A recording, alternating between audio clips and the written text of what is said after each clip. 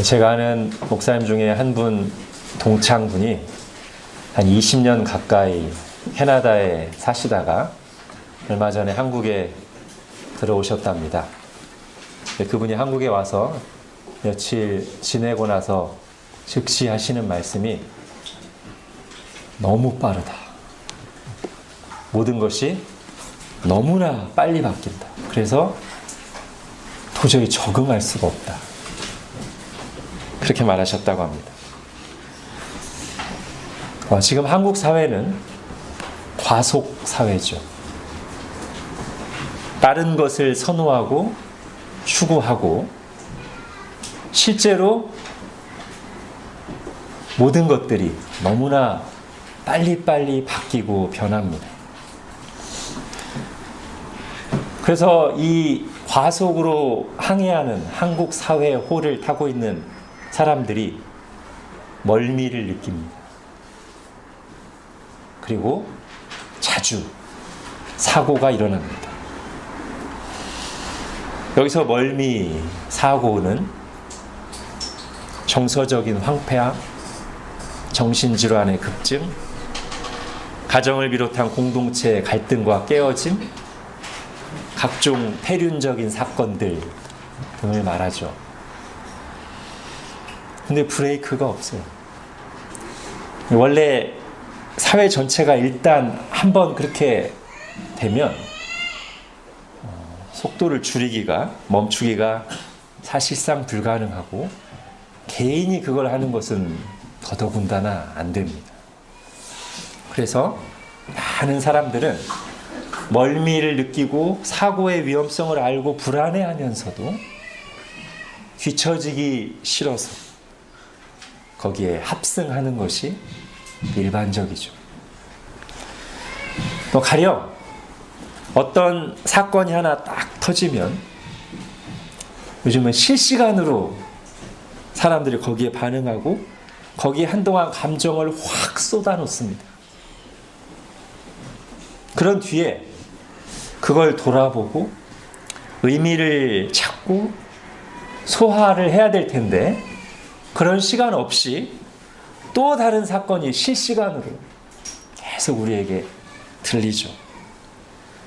사건이 사건을 덮으면서 빠르게 흘러갑니다.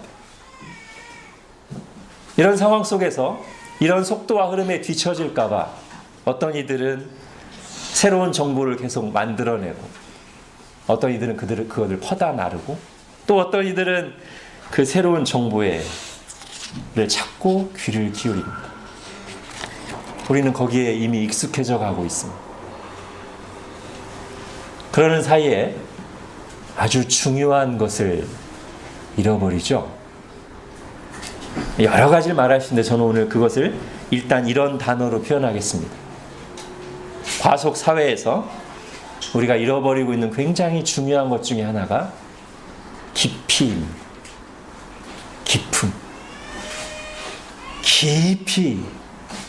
뭔가를 생각하고 우려내는 것이 안 되고 있습니다. 많은 정보, 많은 사건, 많은 유행들이 빠르게 스쳐 지나가면서 점점 얄팍해지고 가벼워지고 피상적이 되고 쉽게 소비되고 쉽게 잊힙니다. 오늘 설교 제목이 뿌리 깊은 나무니까요. 무슨 드라마 제목 같은데 나무에 비유하자면 나무를 어딘가 딱 심으면 가만히 놔둬야 되는데 여기 심었다가 금방 뽑아서 또 여기 심고 금방 뽑아서 또 여기 심고 그럼 이렇게 되면 나무가 어떻게 되죠? 뿌리를 제대로 못 내리고 뿌리를 제대로 못 내리면 어떤 현상이 일어납니까? 하나는 양분을 충분히 흡수해서 건강하게 자라질 못하고요. 또 하나는 뿌리를 깊이 견고하게 내려야 바람이 불고 창수가 나도 견딜 텐데 쉽게 넘어지는 거예요. 외풍에 너무 약해요.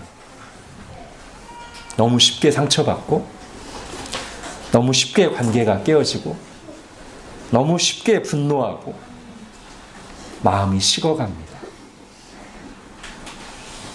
관계도, 의미도, 신앙도 얄팍하고 피상적이 되기 쉬운 시대에 우리가 살고 있습니다. 그리고 그렇게 얄팍하고 피상적인 것들, 즉 깊이가 없는 것들은 아무리 좋은 말로 포장을 하고 그럴듯한 이미지를 입혀도 우리가 변화될 만큼 영향을 끼치지는 못합니다. 이런 시대 속에서 살아가는 신자들도 거기에 휩쓸리고 영향받기가 쉽죠. 저는 교회 안에서 감정과 상처가 중요한 요소가 된 것은 그만큼 시대의 영향을 받고 깊이가 없어졌다는 하나의 방증이라고 생각합니다. 우리가 이 문제를 어떻게 다뤄야 될까요? 여러분, 드러나는 증상을 계속 다루는 게 좋을까요? 그 증상들이 나오게 한 근본적인 원인을 바로 찾아서 처방을 하는 게 좋을까요? 오늘 본문에서 그런 부분을 듣고자 합니다. 바울이 골로새 교회에 보낸 편지의 일부분입니다. 근데 이 골로새 교회는 여러 가지 사상과 유혹들에 의해서 지금 공격받고 흔들리고 있습니다. 예수님이 우리처럼 실제로 인간의 몸으로 오지 않았다고 주장하는 영지주의라든지, 안식일을 지키고 할례를 받고 율법을 지켜야 구원이 확실하다고 말하는 유대 율법주의라든지, 천사를 봤다고 주장하는 어떤 신비 체험을 말하는 사람이라든지, 골로새서를 읽어보면 이런 여러 가지 유혹들, 거짓 사설들이 교회를 침공하고 있는데, 문제는 골로새 교회가 그런 이야기들에 기웃거리고 흔들리고 있다는 것이죠. 이런 교회를 보면서 바울이 힘주어 권면하는 것이 무엇입니까? 6절, 7절을 같이 읽겠습니다. 시작. 그러므로 너희가 그리스도 예수를 주로 받았으니 그 안에서 행하되 그 안에 뿌리를 박으며 세움을 받아 교훈을 받은 대로 믿음에 굳게 서서 감사함을 넘치게 하라. 예수님께 뿌리를 박아라. 그리고 교훈을 받은 대로, 즉 이미 들은 말씀대로 믿음에 굳게 서라. 여러분, 바울의 진단과 처방은 뭡니까? 지금 외부에서 오는 바람에 흔들리고 휘청거리는 골로새 교회를 보면서 바울의 진단과 처방은 뭐냐면, 이 바람이 불면 이렇게 흔들리고 저 바람이 불면 저렇게 흔들리는 것을 보니 뿌리가 견고히 내리지 않았다. 이렇게 처방합니다. 그때 그 부는 바람의 문제를 다룰 게 아니라 뿌리를 견고히 내려야만 여러 가지 부는 바람에 흔들리지 않겠구나, 이렇게 생각하는 것이죠. 그래서 말합니다. 너희가 예수를 주로 받았으니 그 예수님께 뿌리를 박아라. 너희가 이미 들은 복음의 말씀, 그 사도적인 복음에 굳게 서라. 그러면서 골로새서가 말하는 핵심 주제가 뭐냐면 기독론입니다.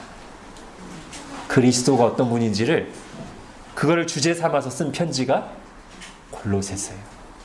그리스도에게 뿌리를 내리도록 그리스도에 대한 이야기로 가득 채운 서신이 골로새서입니다. 자, 바울의 이 처방전, 즉 외부에서 오는 여러 가지 문제 앞에서 흔들리는 교회를 향해 예수님께 뿌리를 박아라 라고 말하는 이 처방전은 화속사회에서 깊이를 잃어버린 이 시대, 특히 그런 시대 분위기에 영향을 받아 신앙이 피상적이 되면서 나타나는 여러 가지 문제에 흔들리고 있는 이 시대의 교회와 신자들에게도 적용되어야 합니다.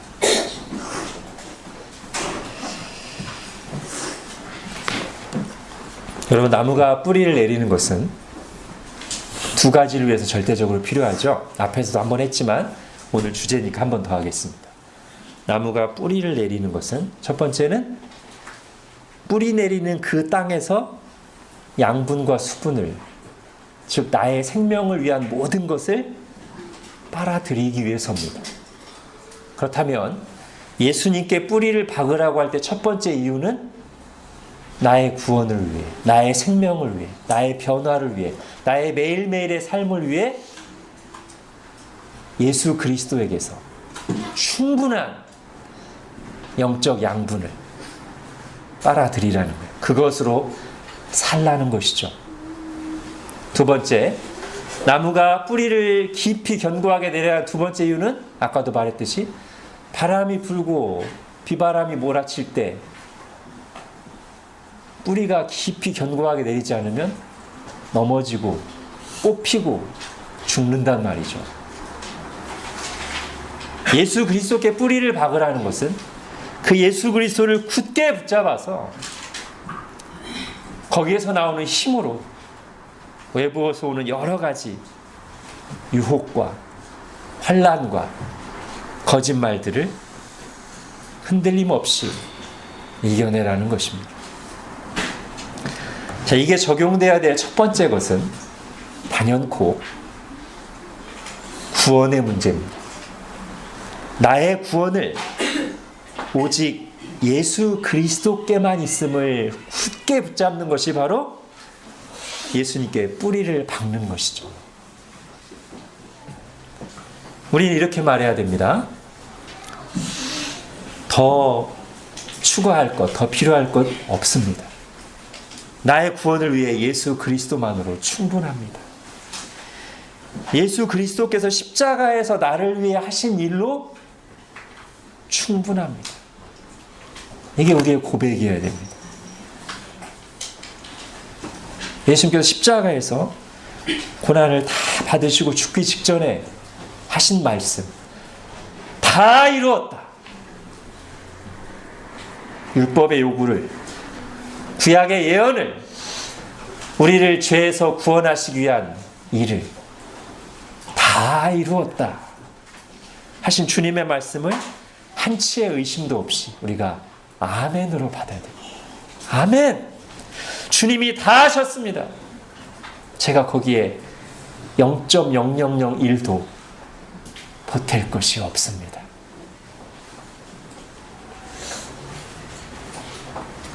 그걸 바로 옆에 십자가의 강도가 증명하잖아요. 그죠?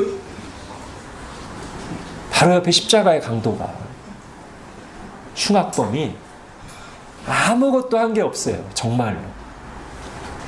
그냥 자기가 죄인임을 깨닫고 예수님이 주님임을 깨닫고 불쌍히 여겨달라고 한 것밖에 없어요. 그러나 예수님이 확실하게 약속하시죠. 내가 진실로 내게 이르노니 오늘 네가 나와 함께 낙원에 있는 길. 여러분, 이 복음의 진리에 뿌리 내리지 않으면요, 온갖 이단 사설과 영적인 거짓말들에 우리가 얼마나 쉽게 흔들리는지요. 뭐 신비한 뭘 봤다고 하면 거기에 기웃거리고, 율법을 지켜야 된다고 확신 있게 얘기하면 아 그런가 하면서 또 흔들리고, 비유풀이와 뭔가 새로운 걸 말하면 또 거기 쫓아다니다가 이만희를 숭배하고 사람에게 종속돼. 이 복음이 어둠에 가려졌던 중세시대의 말기에는 죽은 사람들의 해골을 숭배하고 구원을 받기 위해서 면죄부를 돈 주고 사는 그 사람들이 우리보다 머리가 나빠서가 아닙니다. 이렇게 여러 가지 바람에 흔들리는 이유는 뭡니까? 구원의 확신이 없기 때문에. 예수 그리스도로 충분하다는 이 복음의 확신이 없으면 누군가 아주 확신 있게 구원의 문제에 대해서 이단 사설 얘기하면 흔들리는 거예요. 그러나 반대로 예수 그리스도께 견고하게 뿌리를 내릴 때, 즉 예수님의 십자가 공로로 나의 모든 죄가 용서받고 하나님의 자녀가 되었음을, 그리스도 안에서 하나님이 나를 한결같이 사랑하심을 내가 믿고 확신할 때 하나님이 기뻐하시고 영광을 받으시고요, 우리 자신도 참된 기쁨과 평안과 자유함을 얻습니다. 이것이 예수님께 뿌리 내리는 거예요. 자, 그런데 예수님께 뿌리 내림은 이제 한 단계 한 단계 더 나가야 됩니다. 제일 중요한 핵심은 나의 구원을 오직 예수 그리스도에게서만 찾는 것이지만, 여러분 정말로 예수님께 뿌리를 내렸다고 한다면 계속 뭔가 더 전진하고 앞으로 나가야 되는데, 저는 그 두 번째를 이렇게 생각합니다. 예수님을 믿고 구원받은 사람은 반드시 그 예수님 안에서 내가 누군지를 발견해야 됩니다. 여러분, 많은 사람들은 나의 소유나 나의 위치, 나의 외모, 사람들의 인정과 칭찬, 거기에서 자신의 가치와 살아가는 의미와 즐거움을 찾으려고 합니다. 어떤 집에 살고, 어떤 차를 몰고, 어떤 핸드백을 가지고 있고, 어떤 자리에 있고, 심지어 요즘에는 어떤 취미 생활을 하고 어떤 애완동물을 기르는지, 거기에서 자기를 발견하려고 합니다. 가장 쉽게 아마 연예인을 예로 들면 좋을 것 같아요. 연예인들이 사람들에게서 인기를 얻으려고 몸부림칩니다. 그 인기에 나의 모든 게 달려있다는 듯이. 그게 안 되면 좌절합니다. 자기가 가치 없게 느껴지죠. 그러나 한번 대박을 터뜨려서 인기를 얻고 나면 교만해지고, 또 한편으로는 근데 이 인기가 언제 사그라들지 몰라서 불안합니다. 제가 쉽게 연예인을 예로 들었지만 이게 사실은 대부분의 사람들의 모습이죠. 언제 무너져 내릴지 모르는 모래 위에 뿌리를 내리고 있으면서 불안해하는 것 같은. 여러분, 근데 이게 언제 바뀔지 모르는 수시로 변하는 인간의 감정과 상황에 자기의 가치, 자기의 의미를 거기서 발견하려는 것은 어리석은 일입니다. 반드시 부작용이 생기고 후회할 날이 옵니다. 예수님께 뿌리 내린다는 것은 나의 구원이 예수 그리스도 안에만 있고 그것으로 충분하다는 것과 함께 반드시 그 예수님 안에서 내가 누구며 내가 무엇을 위해 살아가는지까지 발견하는 것이어야 합니다. 그래야 진짜 자유함이 와요. 그냥 예수 믿고 복 받고 잘 되고 평안한 걸로 끝나면 안 돼요. 예수님 안에서 내가 누군지를 발견해야 돼요. 내가 왜 이 땅에 있는지를 발견해야 돼요. 이게 왜 당연히 여기로 가야 되냐면, 원래 하나님이 사람을 처음 창조하셨을 때 사람이 그랬어요. 하나님의 형상으로 창조된 자신을 보았고 자신의 인생이 하나님과 관계되어 있음을 분명히 알았어요. 다른 데서 내가 살아가는 이유를 발견할 필요가 없었어요, 처음 인간은. 근데 죄로 인해서 하나님과의 관계가 뚝 끊어지자, 나에게 의미를 부여하던 그 메인 선이 끊어지자 갑자기 의미를 못 찾고 두렵고 외로워하는 사람들이 다른 데서, 소유에서, 자리에서, 다른 사람들의 평가에서 자기가 누군지를 발견하기 시작하면서 부작용이 생긴 건데, 예수 그리스도를 믿는다는 것은 바로 그 죄 문제가 해결된 것이고 다시 하나님과의 관계가 회복된 것이니 죄 때문에 끊어졌던 우리의 원래 창조 목적, 내가 이 땅에 살아가는 이유, 나의 가치, 내가 뭘 위해 살아가는지가 반드시 회복돼야 돼. 그래서 하나님을 떠나 있을 때 형성된 우리의 병든 내면이 이 예수님을 점점 알아갈수록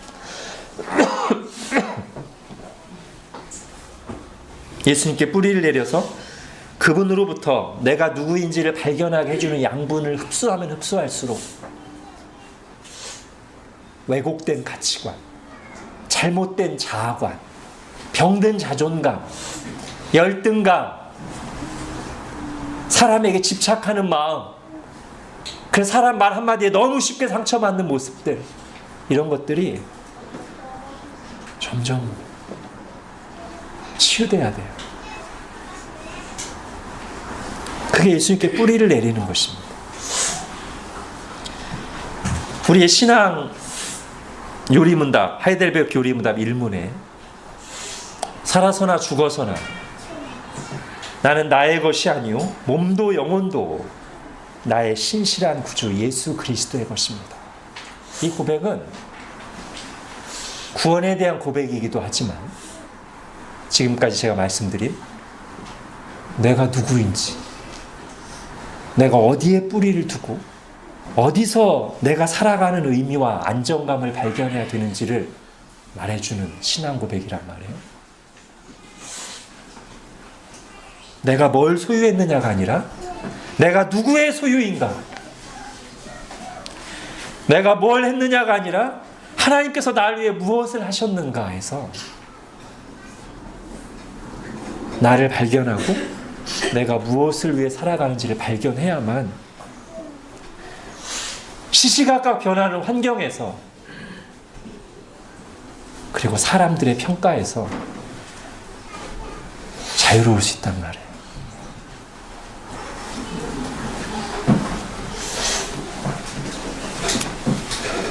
나의 생사화복이 누구에게 달렸는가? 사람들의 평가에 달리지 않았고 나의 주 하나님께 달려있다고 믿는 것이 바로 예수님께 깊이 뿌리내려서 흔들리지 않는 신앙인의 모습이란 말이죠. 자, 이제 여기서 또 하나 나가겠습니다. 이제 우리는 이 문제를 개인에게만이 아니라 교회에 적용해야 됩니다. 여러분, 교회가 어떤 곳입니까? 교회가 어떤 곳이어야 합니까?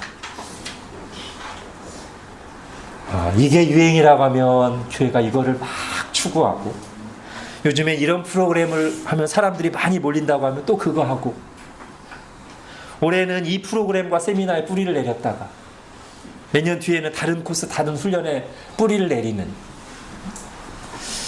그때 사람들이 듣고 싶어하거나 사람들이 반응하는 것에 따라가는 교회가 정말 주님이 원하는 교회의 모습일까? 우리가 심각하게 질문을 던져야 됩니다.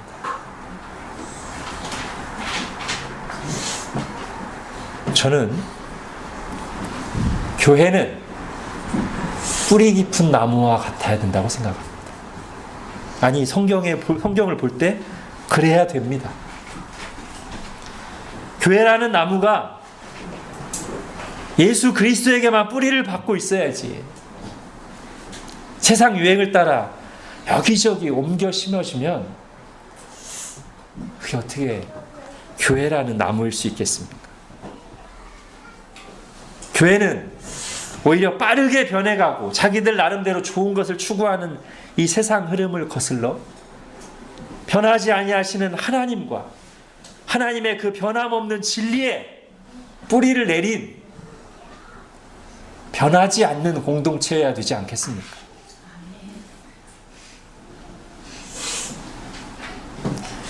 세상의 흐름을 반영하기보다는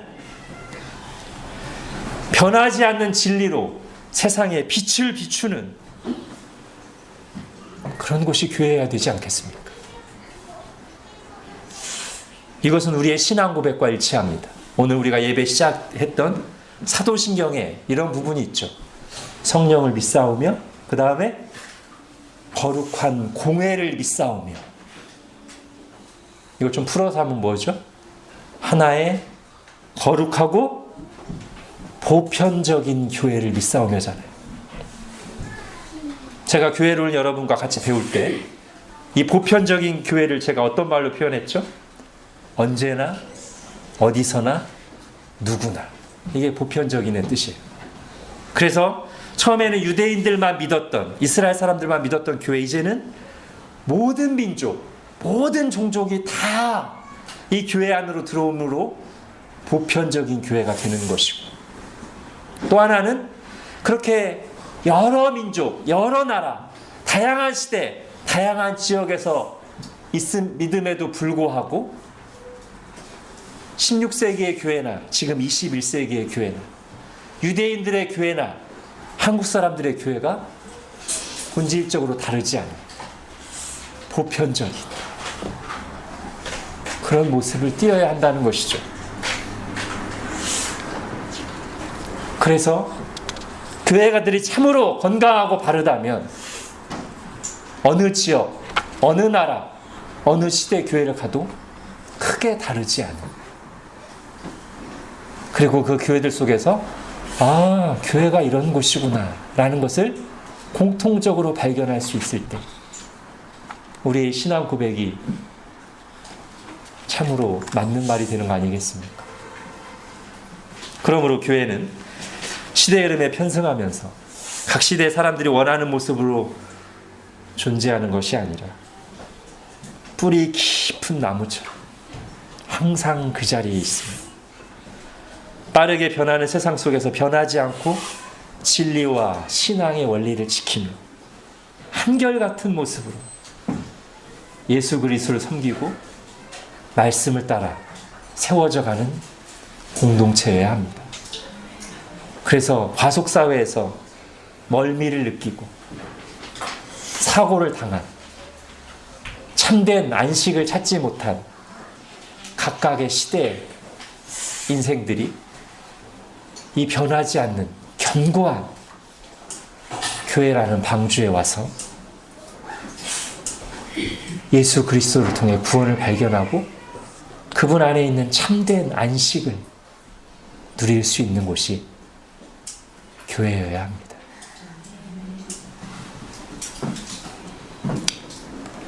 이제 마지막으로 한 가지 실제적인 적용을 하고 마치겠습니다. 제가 지금까지 말했던 것을 아주 구체화시키기 위해서 필요한 적용입니다. 여러분, 요즘엔 언제든지 인터넷에서 원하는 본문과 제목으로 설교를 찾아서 들을 수 있습니다. 그리고 웬만한 신앙 지식들도 검색해서 찾을 수 있습니다. 굉장히 편하죠?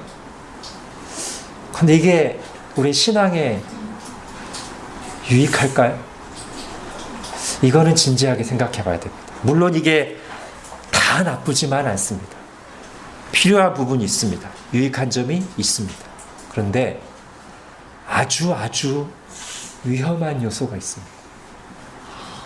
스스로 속으면서 함정에 빠질 수 있는 아주 위험한 요소가 여기 있어요. 여러분, 언제든지 원하는 설교를 들을 수 있고 신앙 지식을 검색할 수 있다는 것과, 그래서 거기서부터는 얻은 정보들을 가지고 뭐 이 교회는 이렇군, 저 설교는 저렇군 말할 수 있다는 것과, 내가 실제로 하나님을 알고 그분을 올바르게 예배하고 그분과 동행하는 것과는 아무 상관이 없습니다. 아무 상관이 없습니다. 그런데 위험성은 뭐냐면, 이게 있으면 즉 언제든지 내가 원하는 설교를 들을 수 있고, 이 목사님은 어떻고 저 목사님은 어떻다고 말할 수 있고, 신앙 지식을 검색해서 찾을 수 있으면 이게 있다고 착각할 수가 있어요. 마치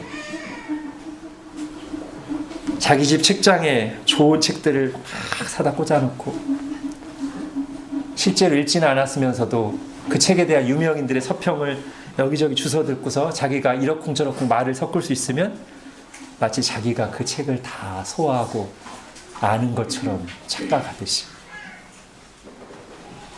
근데 실제로는 아니죠. 착각이죠. 또요, 요즘에 앱과 동영상들이 언어 공부하기에 너무 좋게 돼 있어요. 정말 잘 돼 있더라고요. 근데 그렇게 무슨 앱이 영어 공부하기에 좋고 어떤 드라마를 보고 하면은 언어 공부하기에 좋다고 알고 말하고 다니는 것과 실제 자기가 그 언어를 잘하는 것은 전혀 관계가 없어요. 실제 잘하는 사람은 어떤 앱이 좋고 이게 뭐 어떻다더라 평가하는 사람이 아니라 그 앱을 가지고 그 동영상을 가지고 매일매일 꾸준히 공부하는 사람이 언어를 잘하지, 그게 실력이지 품평에 잘하는 사람이 실력 있는 사람이 아니에요.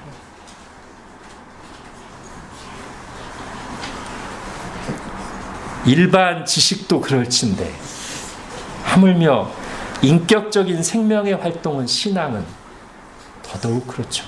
여러분, 신앙은 정보 검색 능력이나 단순 지식 습득으로 이루어지는 게 절대 아닙니다. 시험 공부하듯이 몰아치기로 할 수 있는 게 절대 아니에요. 그리고 아주 중요한 진리, 제가 지금까지 비교하기위해서 예를 들었던 책들과 언어 공부하는 거는 또 다른 중요한 차이가 하나 있습니다. 이게 뭘까요? 여러분, 이 진리를 마음에 새기시기 바랍니다. 참된 은혜는 하나님께서 주실 때만 받을 수 있습니다. 너무 중요하기 때문에 다시 하겠습니다. 참된 은혜는 하나님께서 주실 때만 받을 수 있습니다. 그리고 하나님은 그 참된 은혜를 똑똑하고 많은 지식을 가진 사람에게 부어주시는 게 아니라 겸손히 하나님을 예배하고 순종하는 자에게 주십니다.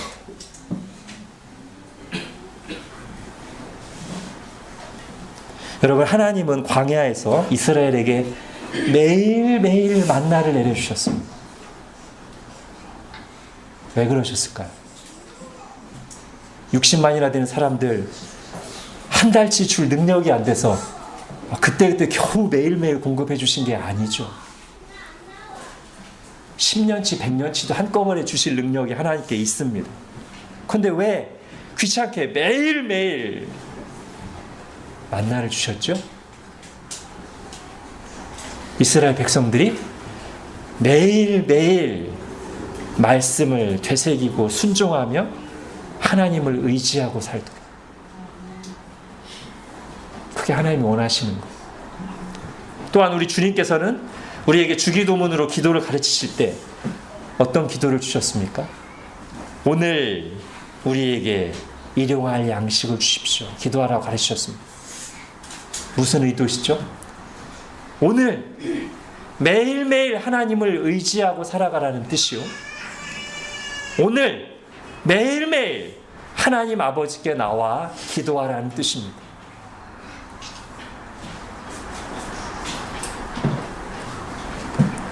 하나님은 우리에게 성경을 주셨고 또한 교회를 세우셨습니다.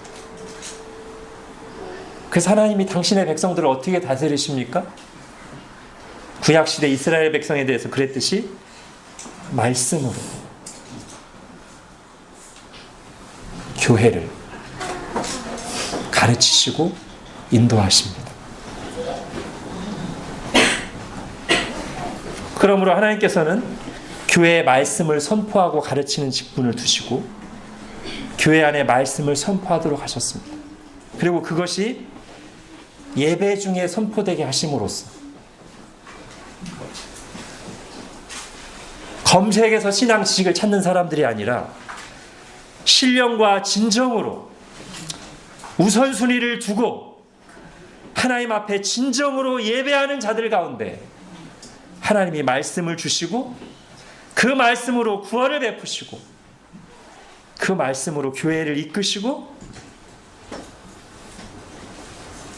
공동체적인 성화의 열매를 맺게 하시는 것입니다.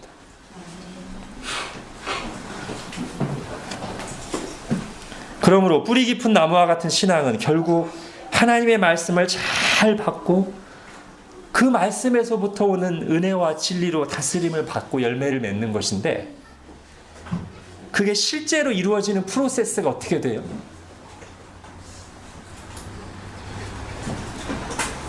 하나님이 말씀하신 대로 교회를 이루고 하나님의 말씀에 순종하여 신령과 진정으로 예배를 드리며 그 가운데 하나님께서 교회가 예배하는 중에 주시는 말씀을, 지금 교회에 주시는 말씀, 내게 주시는 말씀으로 받고 묵상하고 적용하기를 밥 먹듯이 할 때, 그럴 때 이루어지는 것입니다.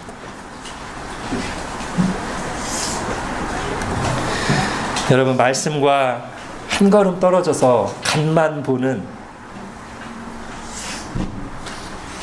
그런 신앙생활 하지 마시고, 그거는 절대 열매 맺지 못합니다. 말씀에 뿌리를 내려야 됩니다. 여러분, 나무가 뿌리를 내릴 때 여기 뿌리 한 자락, 저기 한 자락, 하나는 공중에 떠 있고 이렇게 하지 않죠? 뿌리 내리는 거 어떻게 하는 거예요? 올인하는 거예요. 올인.